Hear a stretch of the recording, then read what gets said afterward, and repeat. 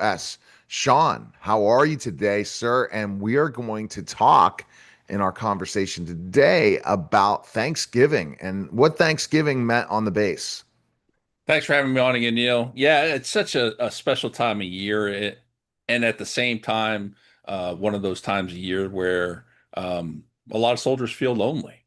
Service members feel lonely because they can be away from their families, their homes, and what have you. And one of the great things that you see happen across the world on American military bases is the leadership going and serve Thanksgiving dinner. It happened when I was deployed to Afghanistan and Iraq. In fact, we had President George W. Bush come and serve the troops when I was in Iraq the one year. So you see those leaders come out and they literally talk to the service members as they go through the line. They serve them. They try to give them as much support as they possibly can, and that's a beautiful thing. And so you'll see that around the world on military bases, which is just phenomenal.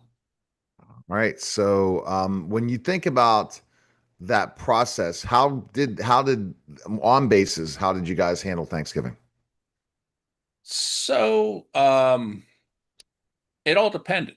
Um, when I was overseas, like in Korea, I would go help serve at the dining facility. But then we also opened our home up to soldiers to come, those who were detached from their families, deployed, or just single soldiers in general.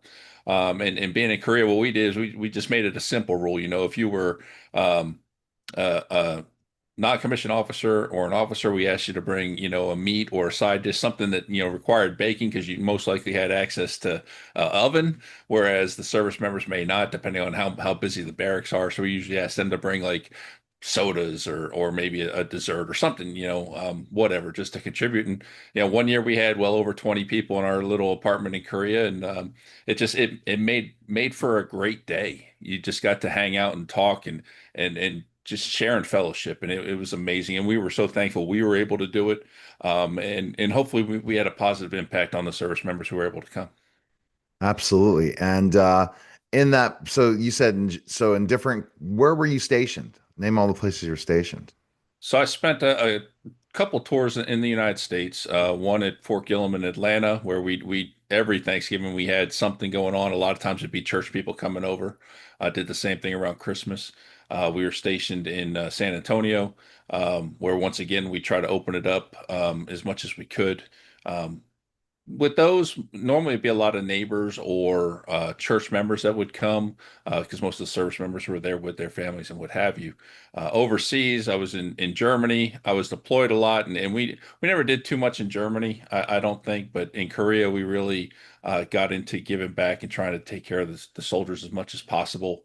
And that's the big difference between the beginning of my career and end of my career, growing up and realizing, hey, these people need a place to go, and trying to take care of the soldiers in the right way. And it's something that I would encourage every um, non-commissioned officer to do if they have the means. Provide a place for people to come and just join in fellowship and share a meal, and maybe it's a home cooked meal they hadn't had in a while. And then, of course, overseas, between Iraq and Afghanistan, Thanksgiving and Christmas were always the best meals of the day. A lot of times you just had all kinds of food. It was kind of ridiculous how much food was out there. But we always looked forward to those meals. And there's usually multiple meals a day because so many people went to chow halls on those days as compared to just a normal day. So, but being able to break bread with your fellow service members there at the table was just absolutely moving, and some of my favorite memories from the holidays because, I got to serve along just some amazing people. Right. And those amazing people, for sure. And do you try to reach out during the holidays to everyone that you kind of served with in ways to try to keep in touch with them? So I'm probably as bad as any other veteran about doing that. I do have a close circle of friends that I try to definitely keep in touch with, and then um, as people pop into my mind, I try to reach out if I'm connected to them in some way. I that's definitely an area that I know I need to get better at, and I'm sure there's a lot of veterans out there that feel the same way, that they could probably do a little bit better job of trying to keep in touch with those they served with, and check in on them from time to time. So. That's one of those things that I can never encourage people enough to do. Whether you are a veteran, a spouse of a veteran, or a civilian, if you know veterans, reach out to them because you never know what they're going through, and try to keep your buddies in your mind as much as you can. Right. And that's the key thing is keep them in your mind. Let's talk about what should we do if we're not a veteran and we're listening to this show. What should we do for veterans during this holiday time? So I would look for ways that you can give back. Whether that's, just reaching out to somebody that's a veteran and checking on them, seeing how they're doing. Maybe invite them to your house if you know they don't have anything to do, or maybe you're not sure if they have something to do, still invite them. And, if they're able to, maybe they'll come. There's other organizations that would love to um, have Thanksgiving dinners. If you have that kind of time and means, put together a Thanksgiving dinner where you can serve a group of an organization, or talk to an organization, see if that's something they want to do. One year here we did a Christmas dinner, and just planned on a certain number of people, made a ton of food, and people were just free to come and go as they wanted, and we just had a wonderful time. And so if you have those abilities and the time to do that, then definitely do it.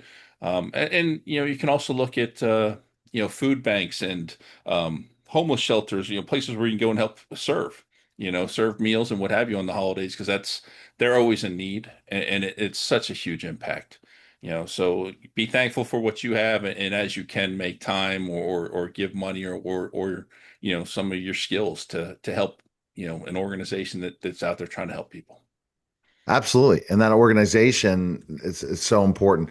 Last a step for people that, soon you'll be taking donations, right? It's coming soon.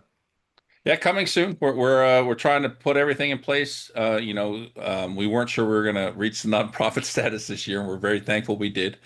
So we're trying to get everything lined up so we can really hit the ground running here in 2026. We'll have a new website out. We'll have the ability to take donations. We're going to be pursuing some grants that hopefully we'll be able to receive, and continuing to build the team. We have some great show ideas out there still that we're still working on. We have a great team with us currently that are just putting out amazing stories, and about organizations, people, what they're doing, books they've written, organizations they work for. So definitely check out the whole lineup of shows, because there's just so many great stories out there. And we're going to continue to bring people into the fold, and we're going to continue to move this ball forward, and really try to make and continue to make a big impact for our community. All right. Best place to go?